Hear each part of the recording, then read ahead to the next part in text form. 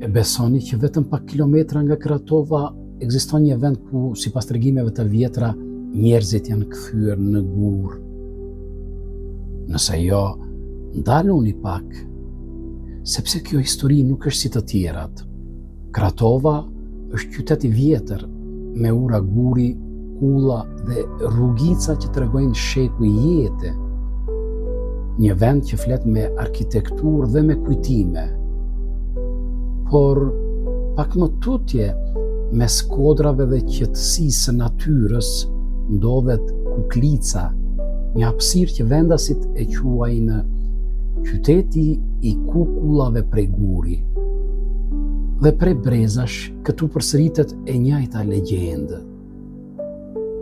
Thuhet se dikur, shumë kohë më parë, në këtë vend po zhvilloi një dasmë e madhe.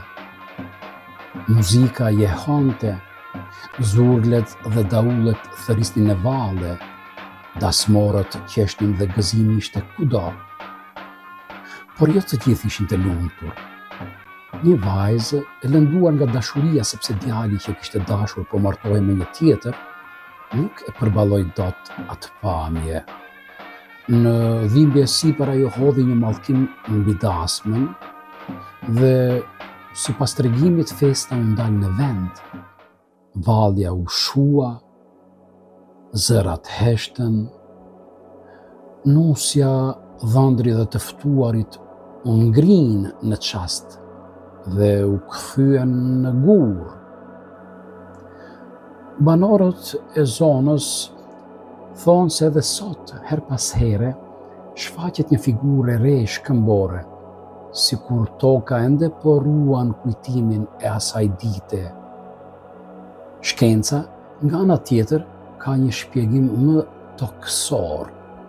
Studiuesit thonë se këto forma janë krijuar nga erozioni i shkëmbimeve vulkanik, nga shiu, era dhe koha që kanë punuar mbi gurin për mijëra vjet. Por kur qëndron mes këtyre figurave, kur sheh silueta që duken si njerëz, si çifte, si grupe në rresht, është e vështirë të mos mendosh për legjendën. Të duket sikur mund t'u dallosh fytyrat, të imagjinosh vallen e ngrirë në kohë dhe diku në mes tyre një nuse dhe një dhëndër që ende qëndrojnë pranë njëri tjetrit. Kuklica mbetet një vend ku realiteti dhe tregimi popullor ecin krah për krah. Një vend që të bën të ndalesh, të shikosh më gjatë dhe të pyesësh veten se cilës histori do t'i besosh. Sepse këtu, pranë Kratovës, guri nuk është vetëm gur, është mister, është kujtesë dhe një histori që akoma pret të dëgjohet.